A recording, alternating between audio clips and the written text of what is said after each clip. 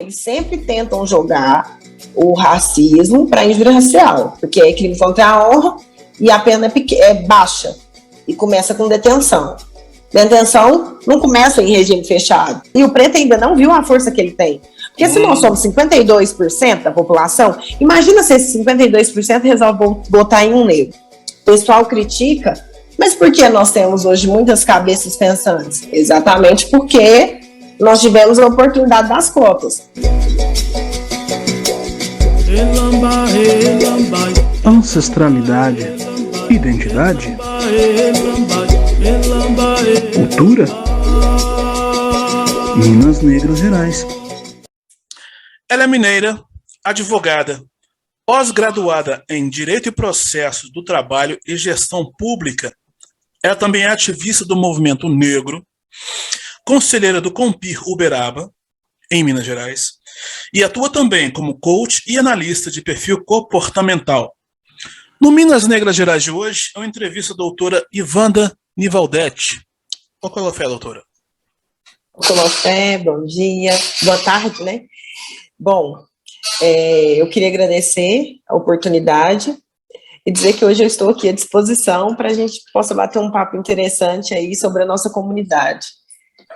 Vamos sim, vamos falar sobre o tal do racismo estrutural e seus tentáculos ainda por aí, né? E é rir para não chorar, porque é difícil. Hoje em dia é difícil. Mas estamos de pé, somos a maioria. Né? E continuaremos, né? Como se diz, resistiremos. Sempre. Ivana, vem cá. Eu quero falar contigo sobre o princípio da dignidade da pessoa humana, né? Que, por sua vez, é um princípio que tem a função de garantir que cada cidadão tenha seus direitos respeitados pelo Estado.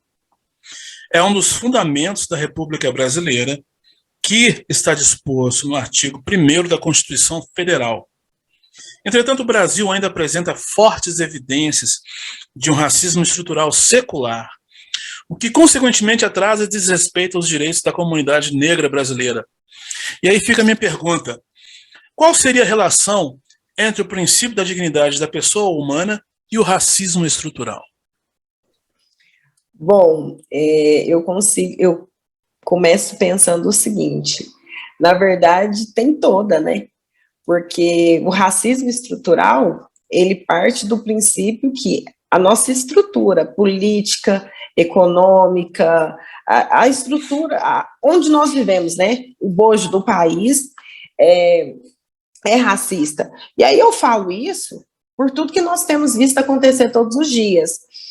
São mortes por acidente, por confusão, morte simplesmente por cobranças,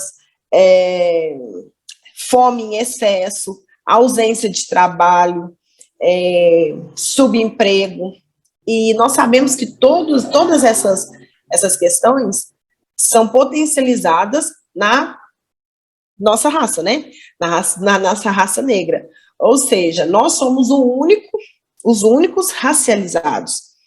Porque se a gente for pensar na branquitude, a gente não discute as dificuldades de ser branco.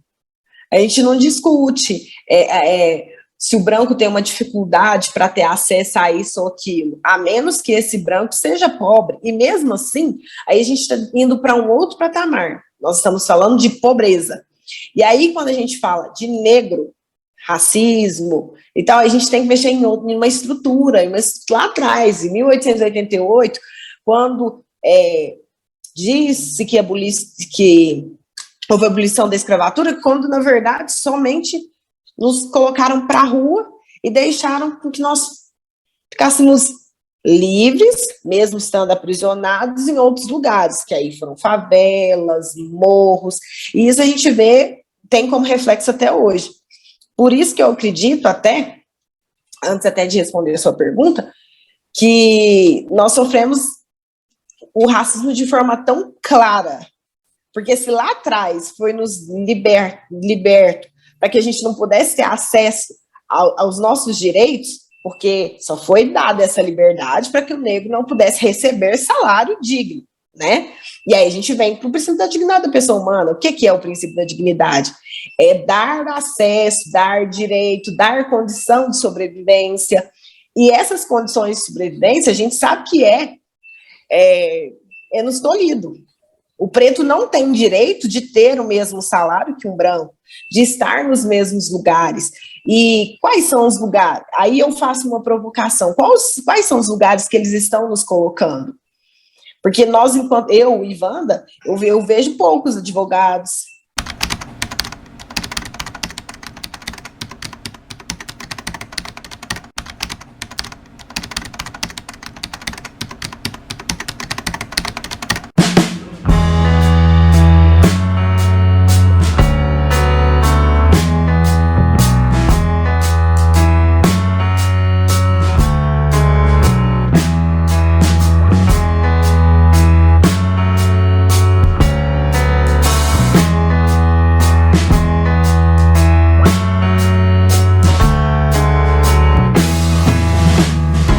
Quando eu ligo a TV Senado, quase não vejo.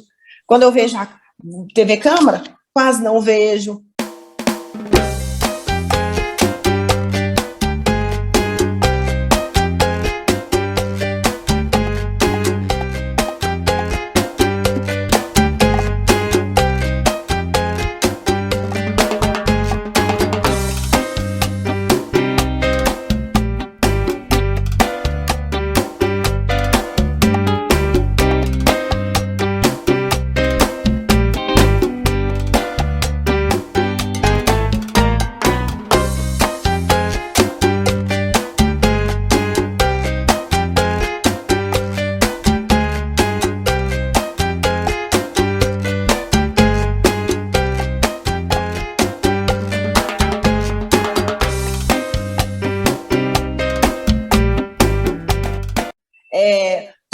Aqui em Uberaba mesmo, quantos vereadores nós temos negro, efetivamente?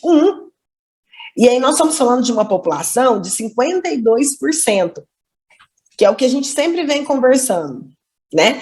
É uma população forte, mas que ainda não reconheceu a sua fortaleza. Mas por quê? Foi colocado, é uma estrutura formada para que ele seja enfraquecido, tanto psicologicamente, moralmente, financeiramente, e como a gente sabe que esse lugar onde nós vivemos, né, esse Brasil, essa estrutura nossa, é totalmente racializada e economicamente organizada, ela nos exclui. Então, quer dizer, para mim, eu e Wanda entendo que o princípio da dignidade da pessoa humana é intimamente ligado ao racismo. Por quê? Porque o preto hoje não tem direito a viver de forma digna. Se a gente olhar na rua hoje, observar os mendigos, a grande maioria é negra. Se nós olharmos as pessoas em subemprego, a maioria é negra. Se nós olharmos aí população encarcerada, a maioria é preta. E aí tem aqueles defensores de ideologias que dizem o seguinte, não, mas é lógico, proporcionalmente vocês são maiores? Não, mas espera aí, nós somos 52% da população, mas nós somos em 62%, 63% da população encarcerada. E detalhe, as penas maiores são para o preto. O preto, muitas vezes, ele entra na prisão sem saber até por o que ele está respondendo. Então, quer dizer, que dignidade é essa? Que direitos fundamentais são esses que estão nos sendo assegurados? Ao meu ver, nenhum. E aí cabe a provocação, né, de nós, negros, cabeças pensantes, tentar conscientizar para que a gente possa chegar em lugares de poder mesmo. Para que a gente ligue a TV e possa ver 50%, para que a gente, né, de atores, atrizes, que a gente possa ver 50% de deputados, senadores, que possa ter um presidente, porque nós temos condições de eleger um presidente. Total. Afinal de contas, nós somos a base. Sem que a gente esteja aqui, não existe muitas coisas, né? Na verdade, não existe nada, né? Porque se nós somos a maior parte da mão de obra, Então, Sempre como é fomos. que o pessoal, né? Como é que o pessoal sobreviveria? Porque até mesmo para que um escritório grande sobreviva, tem que ter a moça que serve o café, tem que ter a moça que limpa, tem que ter a moça que deixa tudo organizado. Ou seja, e geralmente essas pessoas, nesse subemprego, infelizmente, ainda são negros. Então, peraí. E não quer dizer que essas pessoas não poderiam ser aí a secretária, ou não poderia estar dando, não poderia ser dada oportunidade para que ela ascendesse. Enfim, são outras questões que a gente tem que pensar. Então, eu ainda assim acho que é intimamente ligado, porque, na verdade, falta dignidade. Embora exista o princípio, para mim, ao meu ver, falta a efetivação para a comunidade negra. Essa efetivação a qual você se refere agora, ela seria mais forte, mais eficaz a partir de quando? A partir da união de boa parte da população preta do país, ou a população preta... Eu acredito que é a partir do reconhecimento, do reconhecimento pessoal de cada negro. Por quê? Porque muitas vezes a gente acredita muito no que o outro pensa que nós somos. E nós somos muito mais que isso. Contam uma história para nós, na verdade, nos é contada uma história só de escravidão, quando muito antes disso nós éramos reis e rainhas. Então, peraí, nós temos que começar a ter uma identidade inicial. Peraí, de onde nós viemos? Quem nós éramos? Por que nos tornamos dessa forma? É o primeiro ponto que a gente deve pensar. Segundo, o que é que, a partir do que fizeram conosco, o que é que nós podemos fazer? Né? Porque se a gente tem cabeças pensando, se nós temos pessoas lutando por ideais, então, peraí, o que eu posso fazer? Eu posso abraçar essa ideia dessas pessoas. Então, vamos o quê? Dar apoio. Então, apoiando essas pessoas vão chegar num lugar de poder. E aí, a partir daí, vai poder falar por nós. Porque só um de nós é que pode falar por nós. Porque, querendo ou não, hoje, no atual cenário, as pessoas brancos, né, pessoas brancas, estão falando por negros. E aí, é válido? É.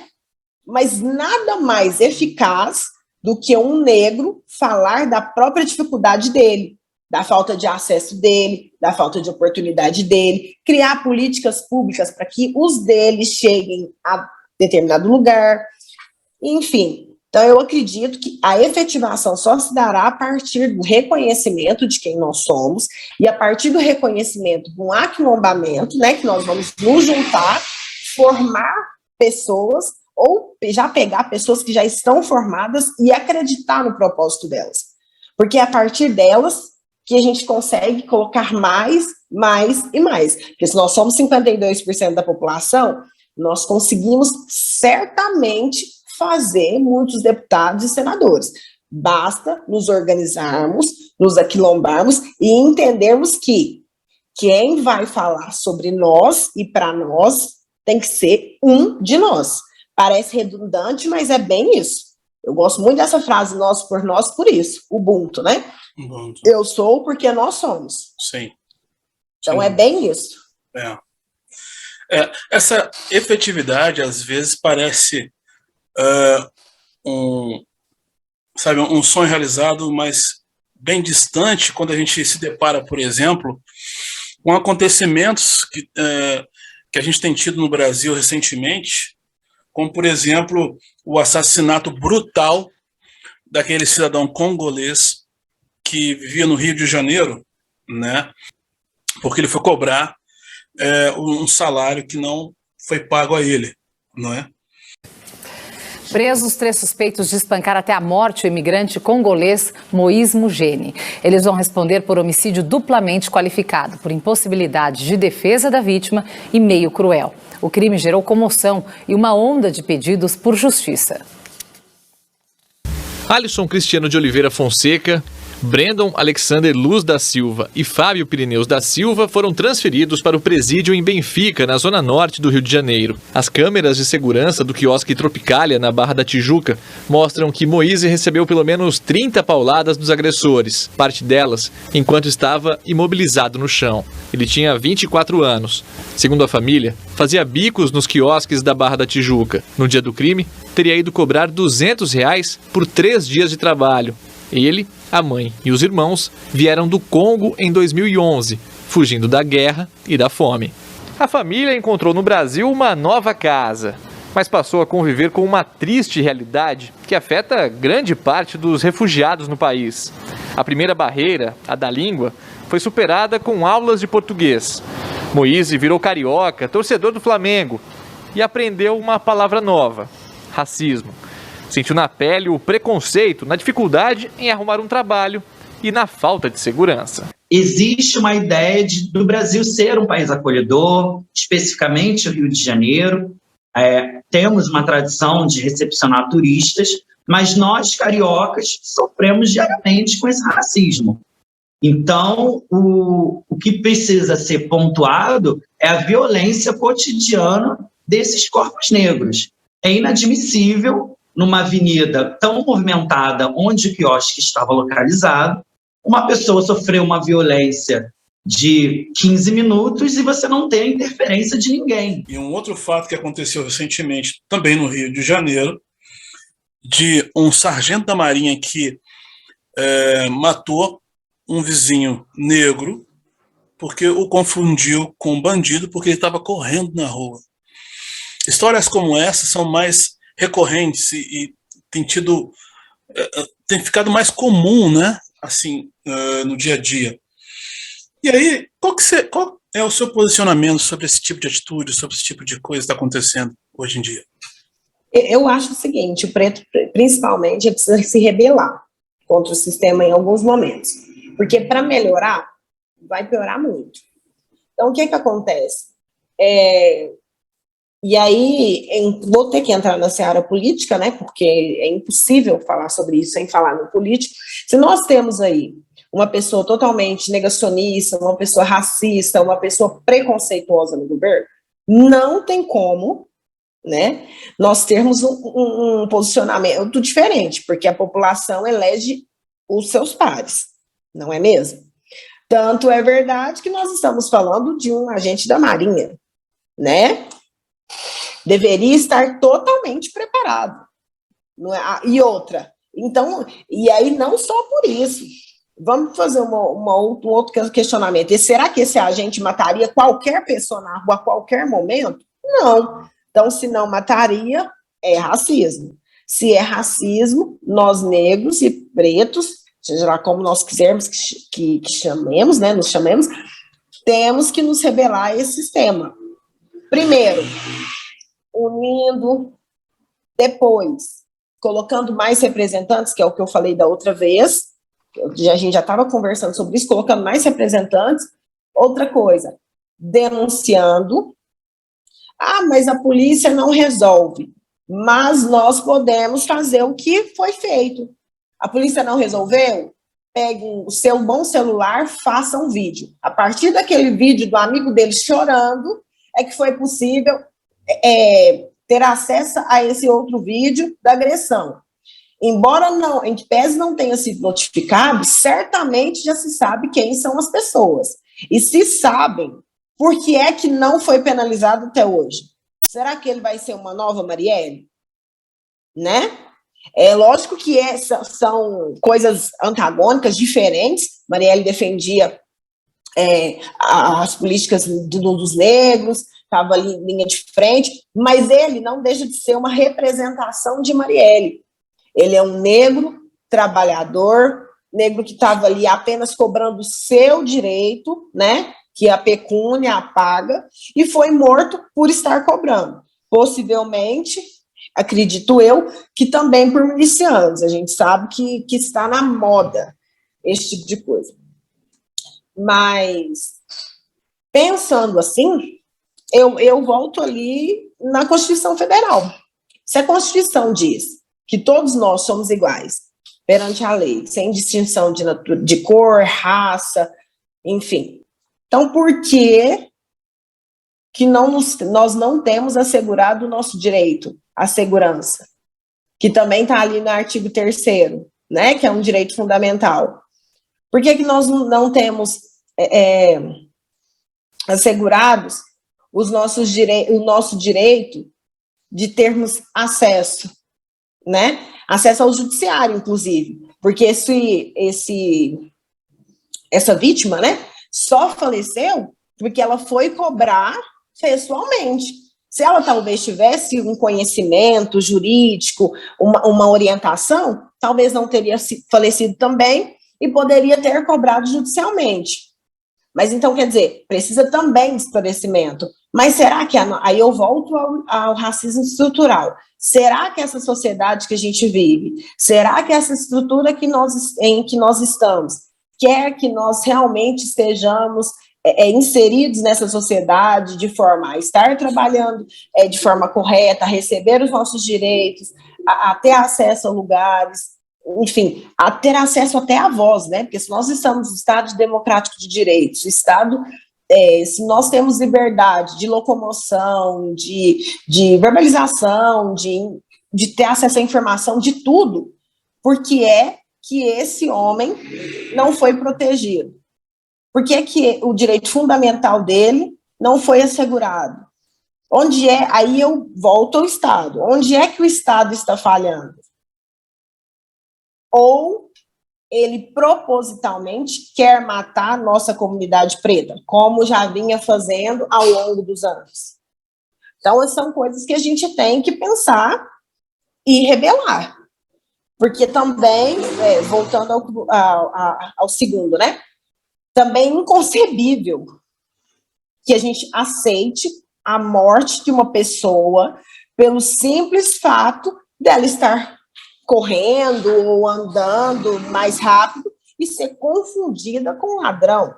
Peraí. Primeiro, ele não estava em serviço. Segundo, por que é que ele seria um ladrão? Por ser negro? Qual a outra característica que demonstrava que ele era ladrão? Então, quer dizer que qualquer pessoa que estiver andando pela rua agora, correndo, pode ser morta, porque pode ser confundida com ladrão? A gente sabe que não. Isso é uma questão totalmente racializada. A gente sabe que tem um grupo que passa por isso. E esse grupo é preto. E esse grupo precisa, eu volto de novo a dizer, esse grupo precisa se organizar para que ele possa chegar a lugares e se autodefender. Defender a ele mesmo e a comunidade dele. Porque quando eu falo auto, não é só a mim. Porque eu gosto muito dessa frase, eu sempre vou falar. Eu sou porque nós somos. Se eu quiser ascender sozinha, eu posso até ir, mas eu vou ter mais dificuldade. Por quê? Porque esses lugares não são próprios. É como eu disse, Senado, Câmara, Judiciário, novelas, enfim, grandes escritórios, muitos outros lugares, né? Palestras, enfim, não são próprios. Então as pessoas estranham, mesmo que é difícil ter dois negros podendo discutir numa sexta-feira, 2h50 da tarde, sobre questões para o próprio negro. Aqui nós estamos tendo um feito extraordinário, porque é muito importante. E que pese a gente ache que não, nós estamos em um avanço. Liberdade de expressão, né, em primeiro lugar, e também informação. Porque quando os outros negros não sabem o que podem fazer, ou simplesmente ficam com medo. Quando vem outro falando alguma coisa, fala, opa, peraí, eu posso ir atrás daquela pessoa, eu posso fazer o que ela fez. Não é mesmo? Então, assim, eu acredito que nós temos que nos rebelar a esse sistema. Porque se nós deixarmos da forma que está, nós teremos muitos problemas. Porque a gente já sabe qual é a carne mais barata, como dizia a nossa saudosa Elza, né? A carne mais barata do mercado é a carne negra. Mas ela não pode ser a mais barata, mesmo porque ela é a que sustenta todo o mercado. O mercado só existe por conta dela. Então, se ela está aqui, ela tem que ser a carne mais valorizada do mercado. Vamos quer eles inflacionar queiram, quer a não. carne preta. Exatamente. Vou até anotar isso. Isso dá uma música, né? Ivanda, com relação à contratação de candidatos negros, indígenas e deficientes físicos, quais seriam as diferenças entre empresas públicas e privadas, tendo em vista que as empresas privadas ainda não levam esse assunto tão a sério, ainda nos dias de hoje? Na verdade, a gente volta lá ao princípio da igualdade, né? Em tese, todos nós somos iguais perante a lei. E aí, inclusive, foi trazido o Estatuto da Igualdade Racial para trazer exatamente essas questões, para dizer que é. Então, como é que chama, gente? Para trazer, para direcionar e dizer que é importante colocar negro. E não só importante, que é obrigatório, lembrei a palavra, obrigatório ter X% de negros no mercado. Aí, o que acontece? Olha o grande mistério. Sim, existem cotas? Existem. Vamos fazer uma passeada, e lá em 2013, nas cotas sociais aí, das cotas das universidades. O pessoal critica, mas por que nós temos hoje muitas cabeças pensantes? Exatamente porque nós tivemos a oportunidade das cotas. E aí o pessoal vem e diz, mas as cotas sociais que o governo federal favoreceu para o negro é uma forma de discriminação. O negro está sendo favorecido, ele às vezes nem tem conhecimento e chega na universidade sem saber. Peraí, quantos e quantos negros sabem e já sabiam, têm e tinham conhecimento e deixaram de entrar por não ter oportunidade, só após 2013 puderam ter esse acesso. Então, peraí, o que nós precisamos é de política pública. Aí você me perguntou da questão público-privado. Por que o governo aplica primeiro? Porque o governo é obrigado, porque se ele criou a lei, ele sancionou, ele vai ser obrigado, ainda que por curto período, né? Agora, os órgãos privados, eles teriam que, mas aí vem com a questão, mas não está adequado aos nossos perfis, etc. e tal. Quais seriam esses perfis? E como são particulares, o governo não pode, né, interferir diretamente, senão aquela empresa pode, inclusive, resolver fechar, né? Mas a gente sabe que só a partir de cobranças é que isso vai se efetivar. E aí é um convite que eu faço para toda a comunidade negra. Peraí, vamos cobrar a efetivação das políticas públicas. Porque se nós cobramos e resolveu no âmbito público, por que não no âmbito privado? Mesmo porque, não sei se você tem acompanhado, mas já está tendo aí algumas cotas. Por exemplo, na OAB, eu acho que eu até comentei com você um tempo atrás, tinham cotas para poder ter as eleições, então tinha que ter X% de negros. Por isso é que teve negros. Se você olhar historicamente, tinham pouquíssimos. Sim. Né? Então, é aí que começam a ter os avanços.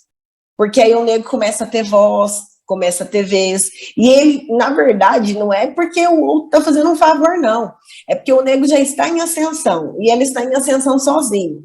Aí, para dizer que eles fizeram alguma coisa, o que eles vêm? Pega um pouquinho de carona nos nossos discursos, que são coisas reais, que não é só discurso de fala, são reais, e fala assim, vou implementar isso, porque afinal de contas, nós somos 52%, então nós o quê? Consumimos. Sem a gente, não tem mercado. Barbie, não sei se você se lembra, mas há um tempo atrás não tinha Barbie preta. Hoje tem um monte, né? Maquiagem para negro, hoje tem um monte. Pessoas fazendo propaganda, hoje já tem um tanto. Negras, gordos, gays, enfim. Hoje já existe representatividade porque tem um público que consome. Então é o seguinte, não é só questão de efetivação, nós temos que cobrar a implementação da lei, mas nós temos que também fazer a nossa parte. Porque se a gente for lá, inflamar, começar a falar, e eles perceberem que existe dinheiro, eles vêm atrás da gente. Porque o poder está com a gente. Quem sabe falar da gente é a gente.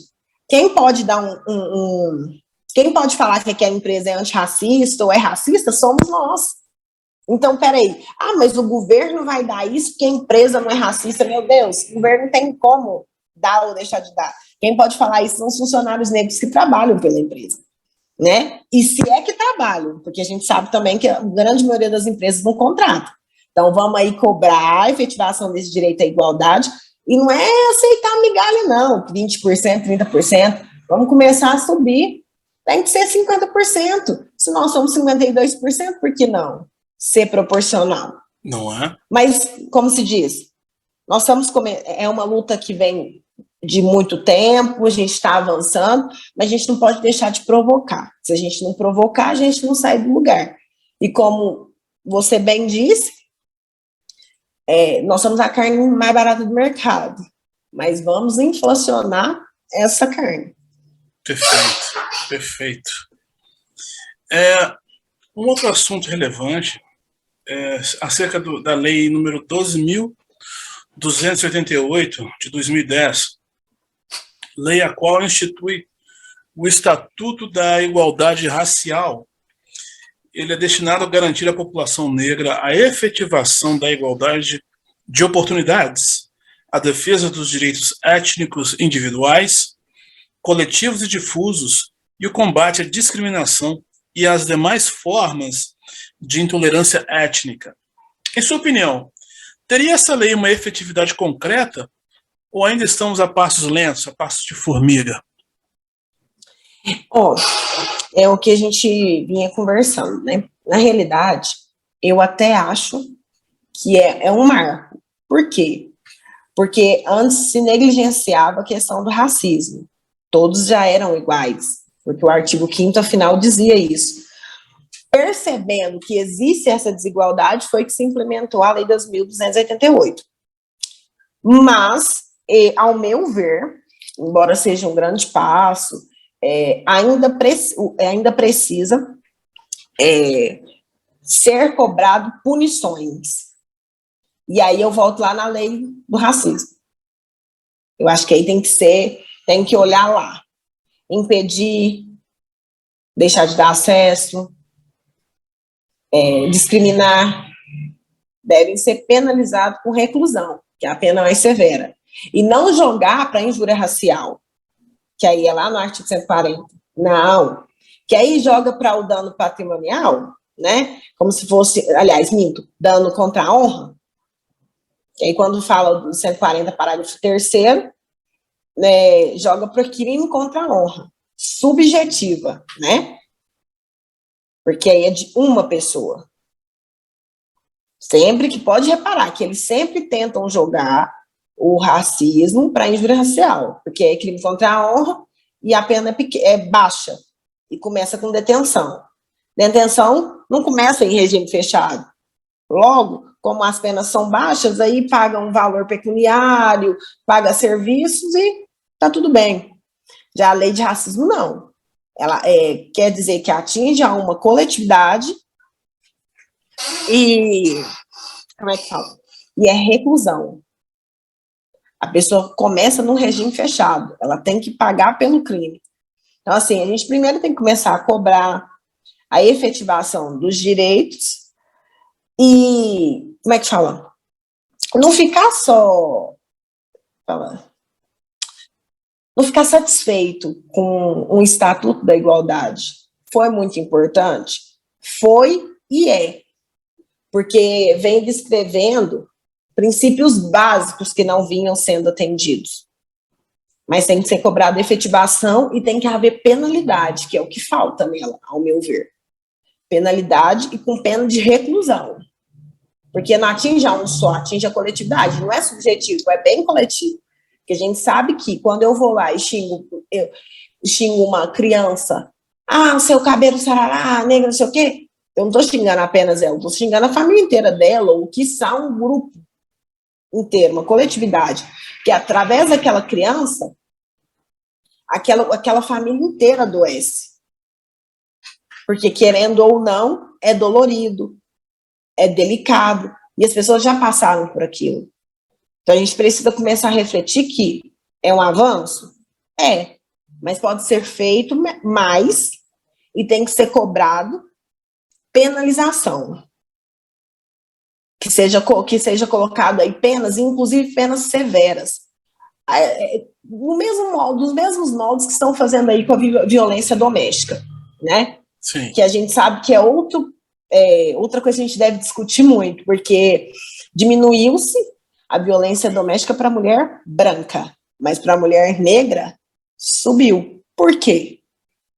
E ninguém fala disso. Ninguém quer discutir essas questões. E aí, mas é natural. Não, não é natural. A gente tapa tantos olhos para a população negra que a gente começa a naturalizar tudo que é ruim. E aí, quando o negro tem acesso a coisas boas, a gente duvida que ele é capaz, ou duvida até que é dele, que a gente naturaliza a subalternidade. Então, eu sempre penso que foi bom o Estatuto da Igualdade. É bom? Ele traz aí muitas coisas para corroborar com essa questão da igualdade, questão de oportunidades, direito à saúde, direito a ter acesso, traz também garantia e estabelecimento de políticas públicas, que isso é muito importante, mas eu acredito que pode ser feito mais. Tem que penalizar, tem que... Criança sofreu racismo, ou qualquer pessoa sofreu racismo, tem que fazer boletim de ocorrência. Como aconteceu, por exemplo, no Rio de Janeiro esses dias, também no Rio, né? Aquele vereador de Embu das Artes, que estava no Rio e cometeu uma injúria, né, com um dos funcionários do condomínio, né, que era negro, dizendo balbúrdias para ele. E, por incrível que pareça, a polícia entrou, ele estava dentro da piscina, e entraram dentro da piscina para tirar ele à força.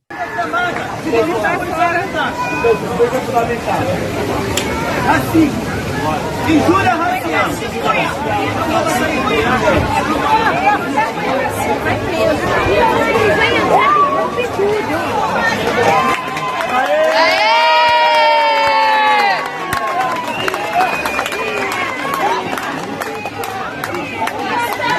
O que foi isso?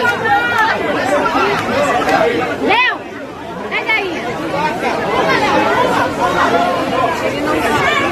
Algema Vai lá, pai. Algema!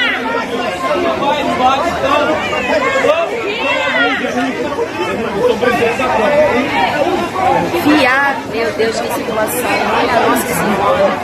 Vai! Olha a algema. Filho da puta.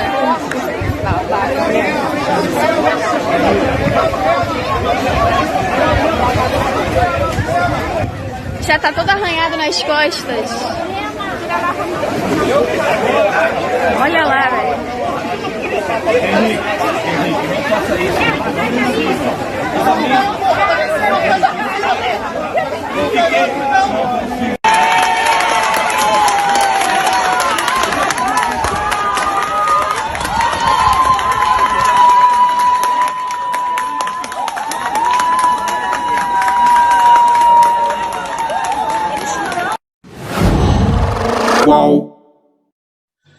Né? Talvez seja aí o princípio de atitudes mais severas, né? Sim. Não? Tem que cobrar a efetivação dos direitos, porque, veja bem, não é só porque é preto ou branco, se preza tanto pela igualdade, então por que é que quando fala do preto, não tem que ser tão igual assim? Não tem que ter tanto ferro e fogo. Então, peraí, aconteceu racismo? Denuncie. Polícia não quer fazer o boletim de ocorrência? Vá para a mídia. Porque a partir do momento que você for para a mídia falar o que aconteceu, pode ser até que a pessoa te processe, como aconteceu aqui em Uberaba, né? Os policiais acabaram processando as pessoas que foram vítimas. né, de racismo, vítima aí de agressão, e colocando em descrédito ainda a denúncia. Então, quer dizer, denuncie, sempre existe um órgão maior. O policial fez, vá na corregedoria não resolveu, vá no Ministério Público, o Ministério Público não resolveu, procure a instância superior ao Ministério Público, vá no Estado, a Procuradoria, faça acontecer, porque é só a partir disso, e são micromovimentos, se uma família, às vezes, que sofreu aqui racismo aqui, fizer isso, a outra lá na frente vai deixar de sofrer. Então, é sobre isso, é sobre cobrar a efetivação dos direitos que estão assegurados. É disso. Porque não adianta nós só falarmos, tem acesso, mas tem o estatuto, mas tem a lei de racismo. Mas cadê a efetivação? Cadê as respostas? Porque tem, inclusive, a Constituição Federal assegurando como princípios fundamentais, dignidade da pessoa humana, direito à segurança, à propriedade, enfim. E negro, a gente sabe que o negro é a população que menos tem segurança, que menos tem propriedade, que menos tem acessos. Então, né, a gente tem que cobrar. E não só cobrar do Estado em si, mas cobrar da população. É conscientização. Porque, assim, nós somos negros, nós precisamos nos aquilombar, precisamos e muito. Mas muitas das vezes a gente vai precisar também de uma voz branca. Porque, querendo ou não, eles estão em outro lugar. Em algum momento nós vamos precisar deles, né? Para, inclusive, nos ouvir, nem que seja sentados nos ouvir, para entendermos, para nos entender. Porque, para que eles deixem de ter alguns privilégios também, eles precisam entender, né? Para que possa deixar de existir as desigualdades, eles precisam entender e afastar os privilégios deles. Porque só vai existir igualdade a partir do momento que alguns abrir mão dos seus privilégios. Porque senão vai ser recorrente as formas de discriminação e as mesmas coisas. Verdade.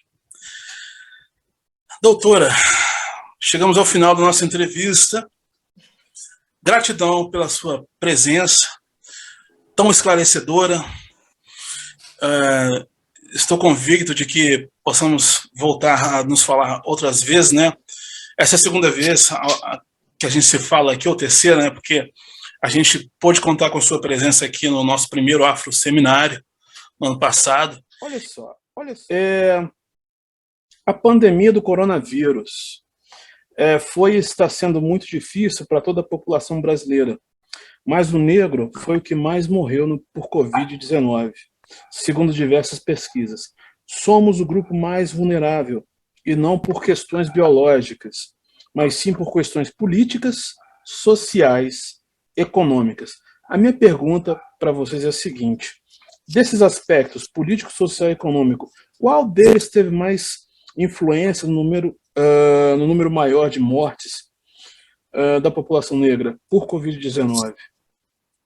Ao meu ver, social e econômico. Porque o negro, eu repito o que eu falei no início, ele está na base.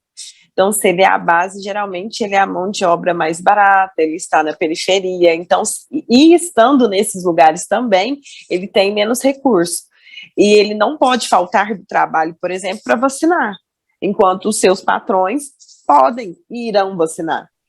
E, inclusive, eu tive relatos de várias pessoas, clientes meus, que os patrões simplesmente não obedeceram ao lockdown. Eles tiveram que trabalhar. Detalhe, esses patrões tiveram patrões médicos. Ou seja, essas pessoas ficaram totalmente expostas. E aí eu te pergunto, por que é que essa pessoa não denunciou? Por que é que isso e aquilo? Porque ela não tem recurso financeiro. Então, se ela está na base, se a família dela depende, geralmente são mães solteiras também, né? Infelizmente. A mulher negra, ela sofre muito com essas questões. Como é que ela vai manter a sua família? Ela precisa trabalhar. E se o patrão não libera, logicamente, ela vai trabalhar. Porque senão como é que come, como é que mantém o filho? Esses filhos geralmente também não foram para as escolas ou não assistiram aulas porque não tinham um computador de qualidade. E não vamos pensar só em computador, né? Que são um celular de qualidade. Então, por isso é que eu digo, social e econômico. Perfeito. Está vindo mais aí, espero contar com sua presença aqui também. Claro. E gostaria que você deixasse uma mensagem aí, nossa comunidade preta, Brasil afora. Diga lá.